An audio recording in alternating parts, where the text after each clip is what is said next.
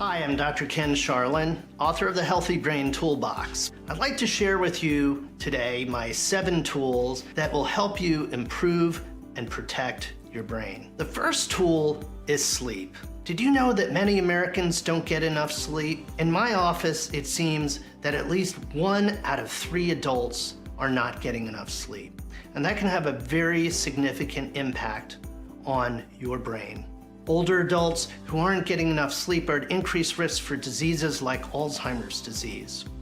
In middle age, the problems of Alzheimer's disease can actually be getting started because we know that this condition begins as long as 20 years before the onset of the illness.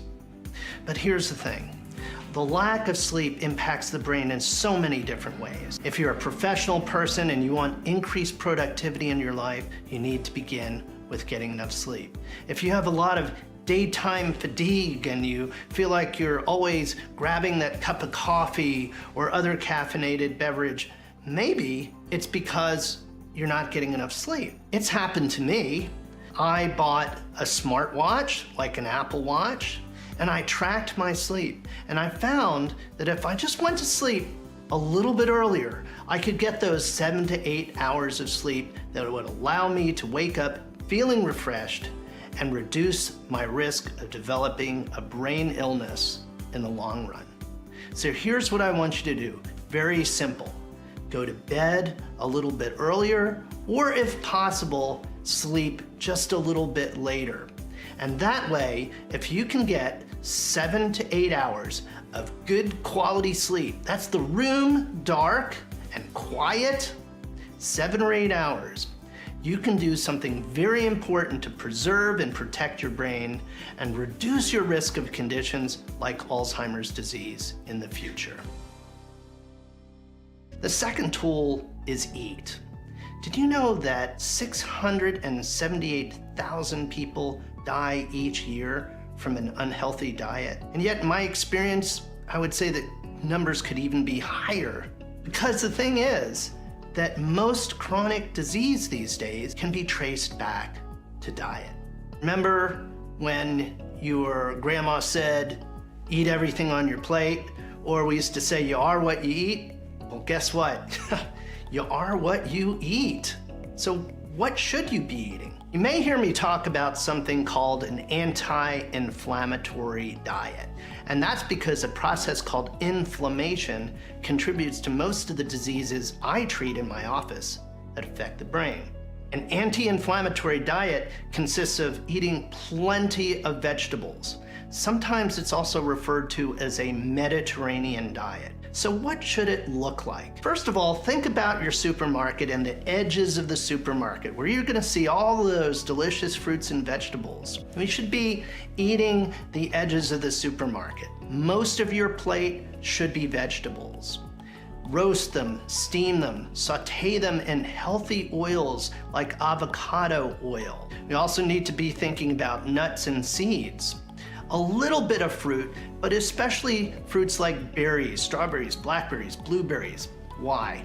Because these are the type of fruits that when you eat them, they don't raise your blood sugar too much. High blood sugar triggers that inflammation, and when it affects the brain, you have diseases like Alzheimer's, Parkinson's, ALS, multiple sclerosis. So you definitely want to avoid those sugary fruits as much as possible.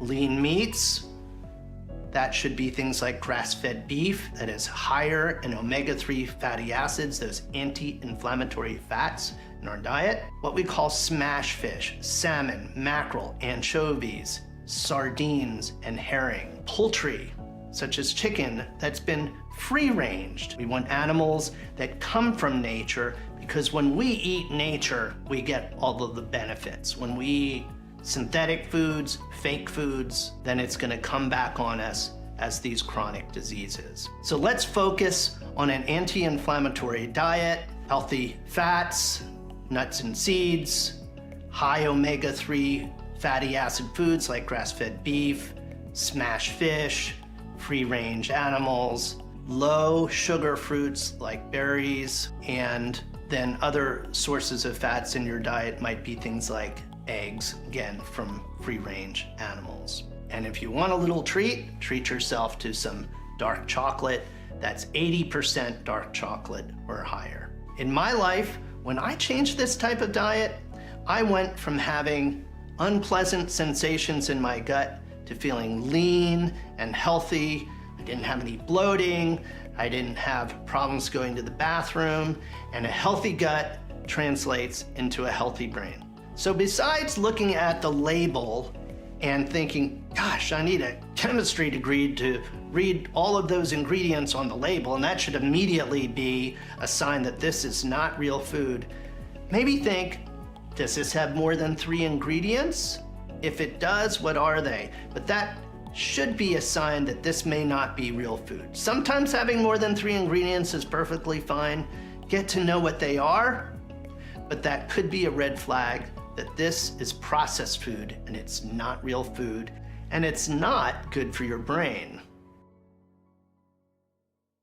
The third tool is move. Did you know that only 23% of Americans get enough exercise? And that exercise during your adult years can reduce your risk of dementia by as much as 30%? That's really significant at a time when we don't even have a medicine to treat conditions like Alzheimer's disease. If you're not used to exercising, if you're not used to getting out in the sunshine, let's make some goals. Let's start by walking a block, walking 2 blocks. Get something that allows you to count your steps. Can you get in 1,000 steps a day? Can you get in 2,000 steps a day? Your goal should be to eventually get in as many as 6,000 steps a day. But it's not going to happen all at once. You can do it a little bit at a time. Eventually, what I want you to do is to do exercises that raise your heart rate a little bit for short periods of time, as long as it's okay with your doctor. By raising your heart rate for brief periods, you can do even more to preserve and protect your brain. We know that these types of exercises called high-intensity interval training, or HIIT exercises, can have an even greater impact than simply walking. What happens if you don't exercise? Have you ever heard the expression, sitting is the new smoking? Well, I didn't make that up, but it's absolutely true. People who spend the better part of their day sitting at their desk or on the sofa are at an increased risk for all kinds of diseases, including dementia and certain types of cancers. So it's so important to get up on your feet and move around. We want to move around the most natural ways possible. Of course, that means lots of walking and moving your arms, but it can also mean brief periods of increased effort enough to get your heart rate up, and movement that you have to think a little bit about. So things like dancing or boxing can be great exercises to utilize your brain while you're increasing your heart rate or building your strength. Exercise means different things to different people in terms of what they're ready or able to do. If you're not exercising at all right now, I want you to get out there. I want you to make an effort to at least walk. If you're already exercising, but you're mainly doing walking, I want you to pick up the pace. If you're doing things where you're already getting your heart rate up, I want you to work on strength. Let's get out there at least 30 minutes every day and eventually be doing exercises that build strength and increase your heart rate for brief periods of time so that you are investing in your brain for the future.